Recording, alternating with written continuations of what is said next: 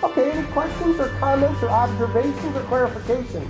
I'm not at all so pompous. I would not be subject to scores of clarifications. Yes? At the beginning of the class, you mentioned that the Treaty of Versailles was unjust to Germany. Now, is that unjust looking at it from now, or from historians, or is that was that unjust from the viewpoint of the Europeans? I mean, after all, they were just about destroyed by Germany. Isn't there justice to punish the aggressor?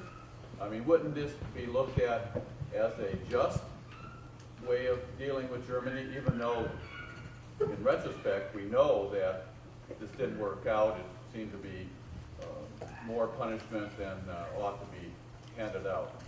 Yeah, it's a great question. Was the Treaty of Versailles just or not? What is the trigger event that starts World War I? Assassination of the Archduke of what? Austria. And Austria's response is what to Serbia? Give up unequivocally, we want you now. Who's the aggressor? Austria.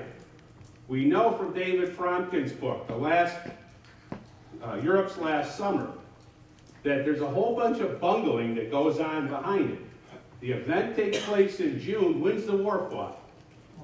August 6th, right? It's the first shot.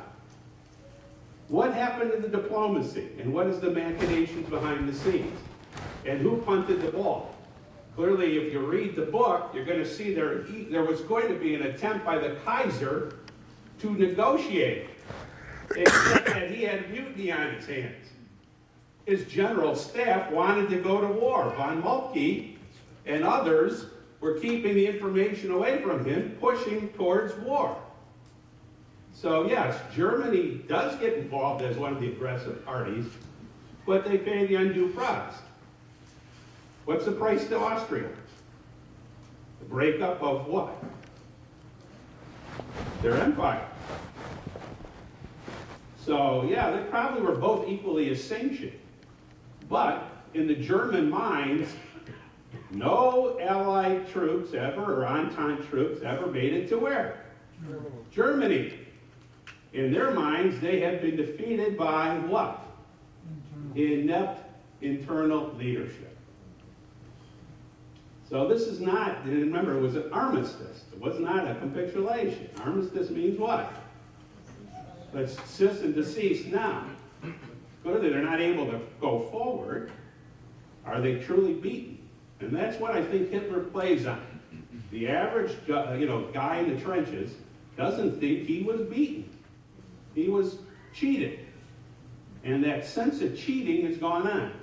Plus, we have to also remember that during the period of the after Versailles, the Weimar government has to pay these reparations in what? Those worthless marks? No, British pounds, which are based upon what? Gold. So Germany has to cough up an enormous amount of gold. Do they have it? No. In fact, 1 ounce of gold by 1928 is worth 8 trillion marks. Talk about hyperinflation. 8 trillion marks. They couldn't even print them fast enough. In fact, part of the story was the boys and girls would bicycle out to the places where their parents worked. Parents were paid in the marks. At noontime on payday, they would race down with the cash, shove it through the gates of the factory to the kids, who would proceed to bicycle furiously down to the corner stores to buy things. Why? Because as soon as the money hit, the prices started to skyrocket.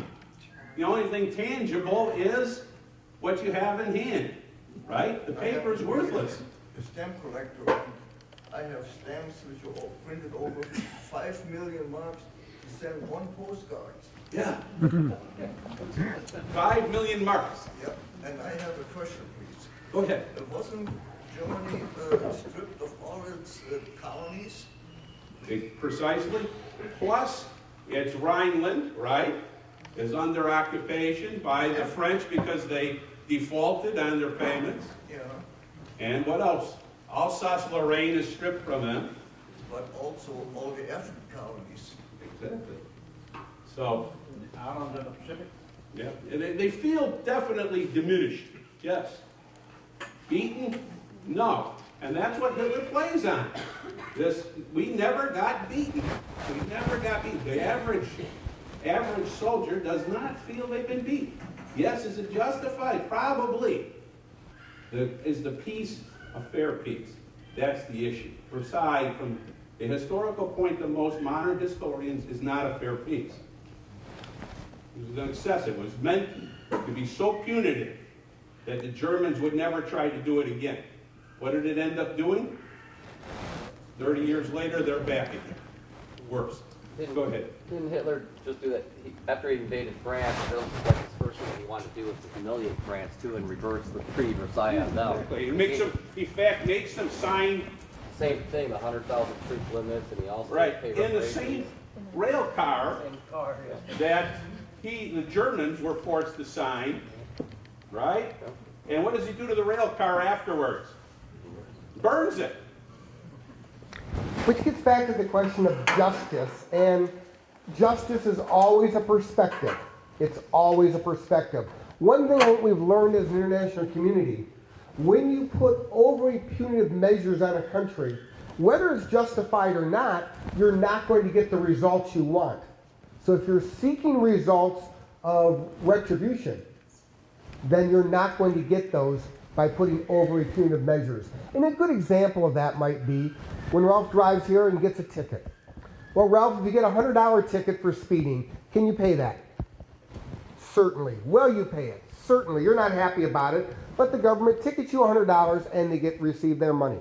Now, if they give you a $50,000 ticket for the same offense, you cannot make that payment. Therefore, they end up with nothing. The point is, when you over-penalize, you often get exactly the opposite result from what you want. So justice, great example.